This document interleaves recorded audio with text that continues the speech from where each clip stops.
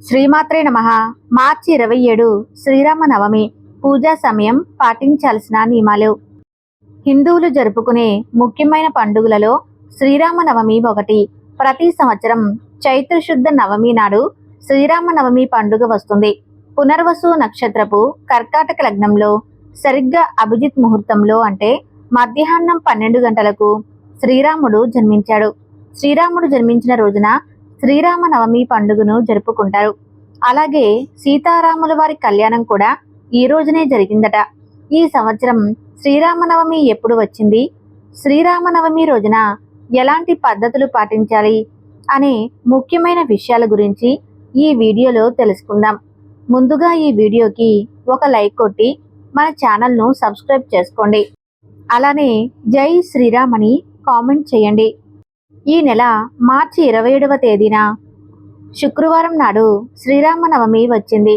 శ్రీరామనవమి వచ్చేలోపు ఇల్లంతా శుభ్రం చేసుకుని ఇంట్లో ఉన్న పాత వస్తువులను తీసేయండి.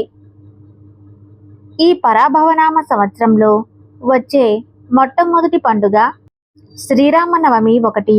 కాబట్టి శ్రీరామనవమి రోజున కొన్ని నియమాలను పాటించడం ద్వారా ఈ కొత్త సంవత్సరం అంతా మీకు బాగా కలిసి వస్తుంది.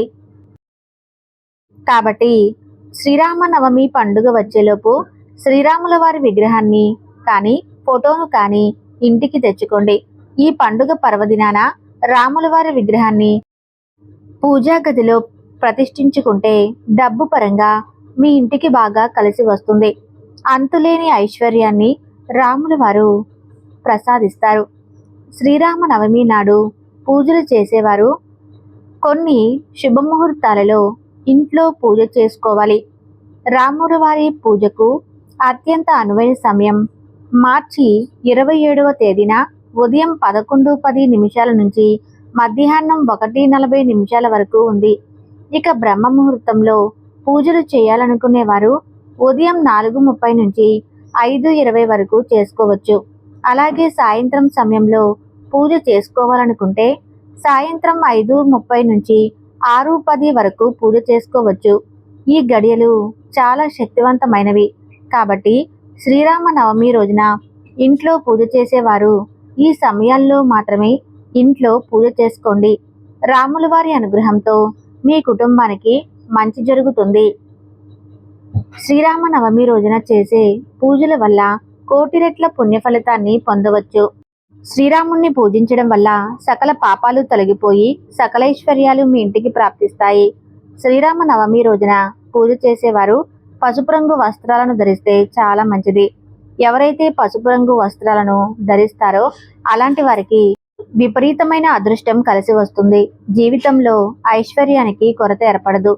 అలాగే చామంతి పూలతో సీతారాములను పూజిస్తే విశేషమైన పుణ్య ఫలితం దక్కుతుంది.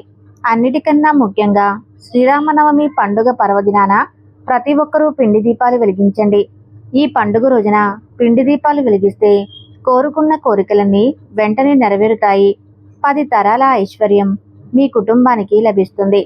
కాబట్టి శ్రీరామనవమి రోజున ఇంట్లో పూజ చేసేటప్పుడు బియ్యం పిండితో 2 పిండి ప్రమిదలను తయారు చేసి అందులో ఆవు నెయ్యిని పోసి ఇంట్లో పూజ చేసుకోవాలి.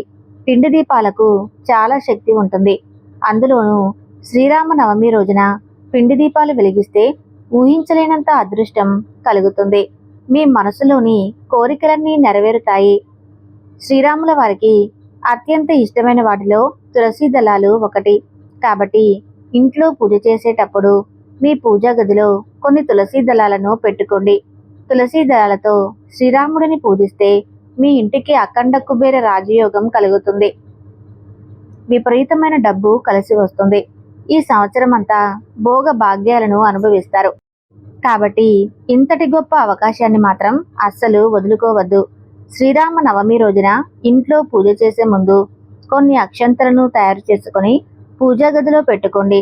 ఇంట్లో పూజ పూర్తయిన తర్వాత ఆ అక్షంతలను తలపైన వేసుకోండి. ఈ అక్షంతలకు ఎంతో దైవశక్తి ఉంటుంది. కాబట్టి మీ కుటుంబం అంతా అక్షంతలు వేసుకొని రాముల వారికి నమస్కారం చేసుకుంటే ఈ సంవత్సరం అంతా మీకు బాగా కలిసి వస్తుంది. తమలపాకులు ధనాన్ని ఆకర్షిస్తాయి. కాబట్టి ఈ శ్రీరామనవమి పండుగ నాడు 5 తమలపాకులను తీసుకుని వాటిపైన గంధంతో శ్రీరామ అని రాసి మీ పూజా గదిలో పెట్టుకోండి. మీ ఇంటికున్న దరిద్రం మొత్తం తొలగిపోయి మీ ఇంట్లోకి ధనలక్ష్మీదేవి అడుగు పెడుతుంది.